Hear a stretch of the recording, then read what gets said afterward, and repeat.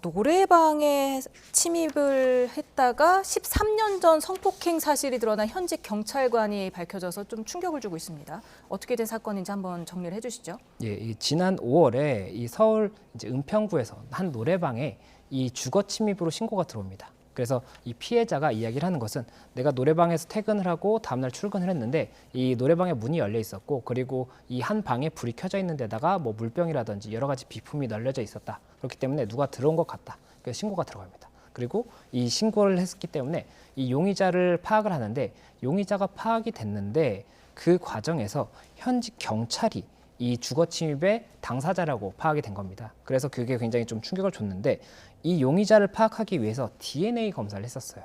이 당시에 여기 이제 뭐 채모라든지 이런 거 있으면 DNA 검사를 할 수가 있지 않습니까? 예. 그래서 DNA를 검사를 했는데 이 DNA가 2011년에 미제 사건, 그러니까 그 범인을 잡지 못해서 미제로 남아있던 성폭행 사건의 DNA와 일치하다는 것이 이제 확인이 돼 있는 상태였는데 예. 그런데 이 무단 침입 혐의의 당사자가 이 현직 경찰인 게 확인이 되다 보니까는 그렇다면 결국엔 2011년 미제 성폭행 사건의 이 당사자도 현직 경찰, 그 해당 경찰이랄 수가 있기 때문에 이에 대해서 여러 가지 충격을 주고 있다는 그런 소식입니다. 예.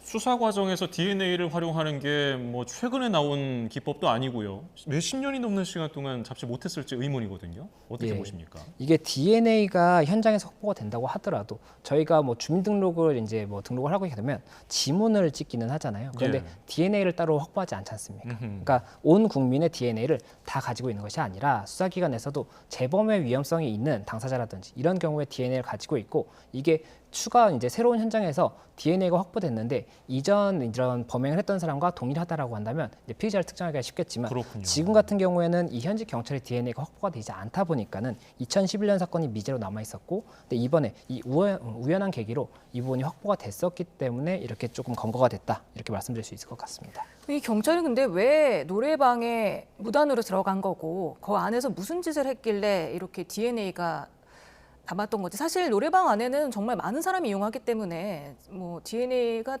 채모 같은 경우는 되게 많이 검출되지 않습니까? 어떻게 특정을 할 수 있었는지도 궁금한데요.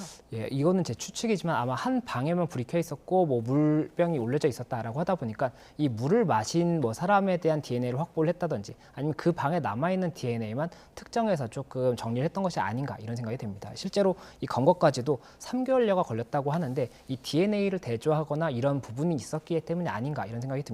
그리고 또 예. CCTV도 있었거든요. 이 CCTV가 아무래도 추가적인 증거로서 조금 활용이 많이 됐지 않을까 이 부분도 생각이 됩니다. 예.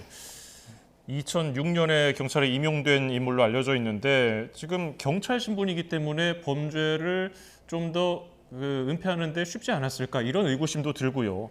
추가적인 조사가 필요해 보이는데 다른 죄가 있을 가능성은 어떻게 보십니까? 네, 지금 현재 알려지고 있는 내용에 따르면 2011년 당시에도 이 미제가 됐던 사건의 이유 중에 하나가 이 그 증거가 남는 게 성범죄 같은 경우에 증거가 이 몸에 남기 때문에 샤워를 하지 않고 바로 신고를 한 게 굉장히 중요할 수가 있거든요. 예. 그런데 지금 현재 보도되고 있는 내용은 당시에 이 피의자가 그 피해자에게 샤워를 하라고까지 얘기를 했다라고 하거든요. 그래서 샤워를 하는 걸 보고 갔다라는 이야기가 있었기 때문에 아무래도 현직 경찰관이기 때문에 이런 증거 확보의 과정을 알 수 있어서 이게 미제로 남았던 것이 아니냐 이런 이야기도 나오고 있고 그렇다 보니까 이렇게 미제 사건이 10몇 년 전에도 있었는데 그 사이에도 추가적인 범죄가 있었던 것은 아니냐 이런 좀 의혹이 있다 보니까는 좀 다양한 방법으로 증거를 확보해서 추가적인 이런 좀 문제가 있었던 것은 아닌지 확인을 하고 있는 것 같습니다. 그 주거 침입 강간 그 공소시효가 어떻게 됩니까? 13년 전 일인데 아직도 시효가 남은 거죠? 예, 성폭력 처벌법상의 이 주거침입 강간 같은 경우에 무기 또는 7년 이상의 형에 이제 규정을 하고 있고 그렇다면 공소시효가 굉장히 길다라고 볼 수가 있습니다. 그렇기 때문에 지금 현재 2011년 사건 같은 경우에는 공소시효가 당연히 남아 있고 그렇기 때문에 이번 영장에도 이 부분이 적시가 됐던 것이거든요. 그렇다 보니까 그 공소시효의 문제는 없을 것으로 보입니다. 검찰이 국민 생명과 신체를 보호해야 할 경찰관 신분을 망각하고 이런 중대 범죄를 계속 반복했기 때문에 중형이 선고되도록 최선을 다하겠다고 했는데 처벌 수위 어떻게 예상하십니까?